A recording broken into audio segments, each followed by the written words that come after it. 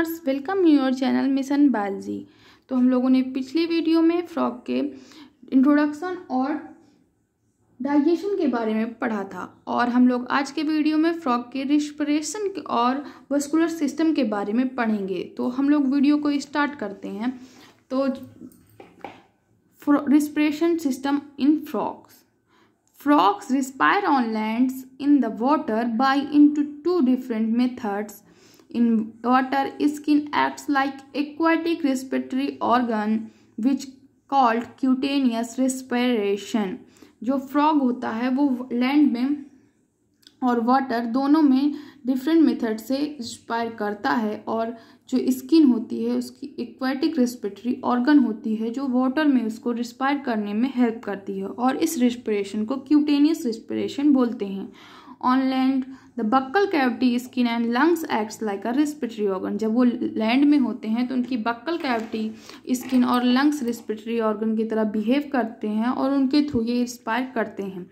और जो इनकी स्किन होती है वो ऑल टाइम रिस्पिरेशन शो करती है, और जो इस रिस्पिरेशन को बक्कल कैविटी के थ्रू और स्किन और लंग्स के थ्रू हुए रिस्पिरेशन को पल्मोनरी रिस्पिरेशन बोलते हैं। The lungs are pair of elongated pink coloured sac like structure present in upper part of trunk like region thorax. जो बॉडी पार्ट्स इनके पिंक कलर का स्ट्रक्चर होता है वो अपर बॉडी पार्ट और थोरैक्स से अटैच्ड होता है, और ये सैक लाइक का स्ट्रक्चर होता है। Air enters through the nostrils into the buccal cavity and then to the lungs. जो एयर होती है वो बक्कल कैविटी के थ्रू होती हुए लंग्स को जाती है। पहला स्टेप है वो एयर पासेस नॉस्ट्रिल में जाएगी, उसके बाद बक्कल कैविटी में एंड देन लंग्स। यही होता है इसका प्रोसेस। और during aestivation and hibernation gaseous exchange takes place through skin. जो एस्टिवेशन और हाइबरनेशन के टाइम जो इनका गैसियस एक्सचेंज मतलब रिस्पिरेशन होता है वो स्किन के थ्रू होता है। तो स्किन जो हम लोग हैं तो हम लोग सिर्फ और सिर्फ लंग्स से रिस्पायर कर सकते हैं, बट जो फ्रॉग होते हैं ये स्किन से, बक्कल कैविटी से और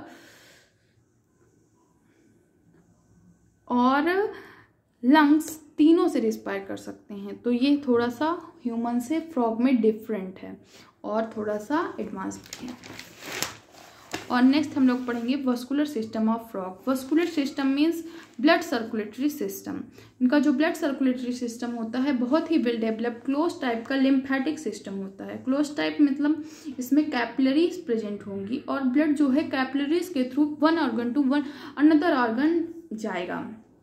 जो ब्लड वस्कुलर सिस्टम उसमें हार्ट, ब्लड वेसल्स और ब्लड तीनों प्रेजेंट होंगे, और जो लिम्फेटिक सिस्टम से लिम्फ चैनल्स, लिम्फ नोड्स ये सब प्रेजेंट होगा। जो लिम्फ है पेल कलर का होगा क्योंकि इसमें आरबीसी एब्सेंट होगा। और circulation of blood bye pumping of heart. जो ब्लड का सर्कुलेशन होगा वो हार्ट के पंपिंग के थ्रू होगा।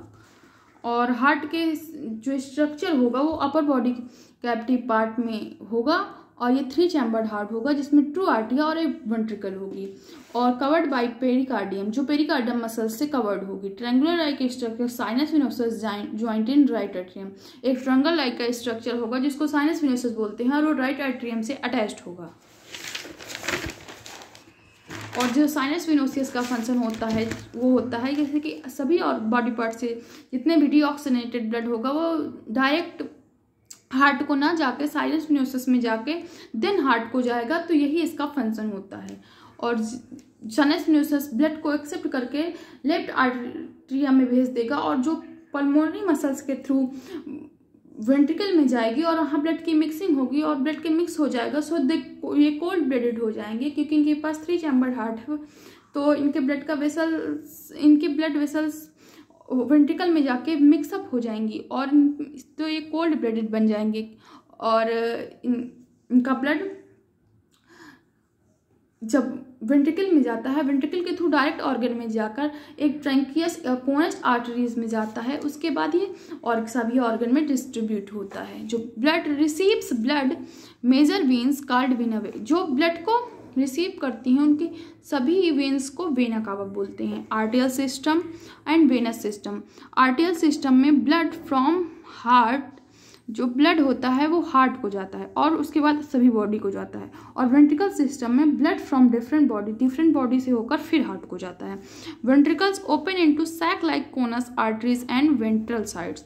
जो वेंट्रिकल्स होती हैं वो सैक लाइक कोनस और आर्टरीज और वेंट्रल साइड्स में ओपन होती हैं। और ये इनमें फ्रॉग में पोर्टल सिस्टम भी पाया जाता है।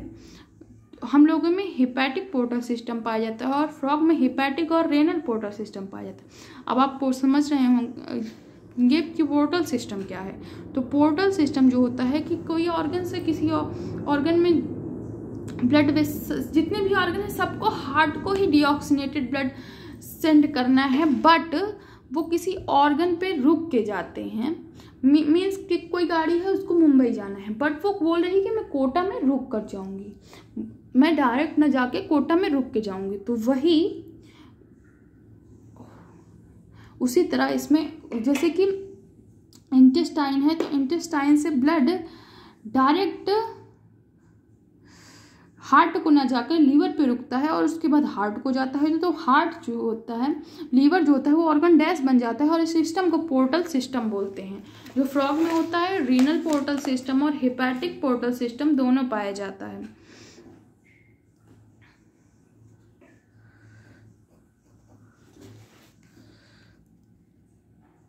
रीनल पोर्टल सिस्टम जो होता है वो किडनी के बारे में होता है और हेपेटिक पोर्टल सिस्टम जो होता है वो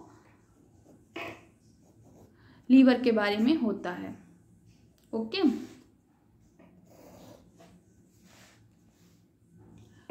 stomach, intestine, liver and heart. जो ब्लड जाता है पहले स्टमक में जाता है, उसके बाद लीवर पे लीवर पे रुकता है, उसके बाद हार्ट को जाता है। तो लीवर होता है ये ऑर्गन डैश बन जाता है।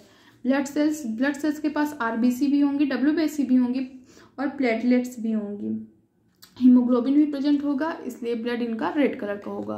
ब्लड किस कलर का होगा? रेड कलर का होगा। Carries nutrients, gases and water respective sites during circulation. जो न्यूट्रिएंट्स, गैसेस और वाटर होगा वो सर्कुलेशन के टाइम ब्लड के थ्रू होकर पूरे बॉडी में सर्कुलेट होगा।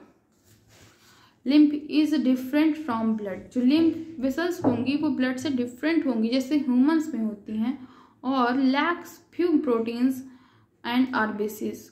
और आरबीसी और प्रोटीन्स के कुछ इसमें प्रेजेंट होंगे। ओके, तो हम लोग नेक्स्ट में पढ़ेंगे फ्रॉग के इग्निशन और उसके बारे में कुछ और पढ़ेंगे। तो हम लोग bye bye, take care, welcome your like channel and subscribe the channel, like, share and subscribe the channel. Okay, bye bye guys.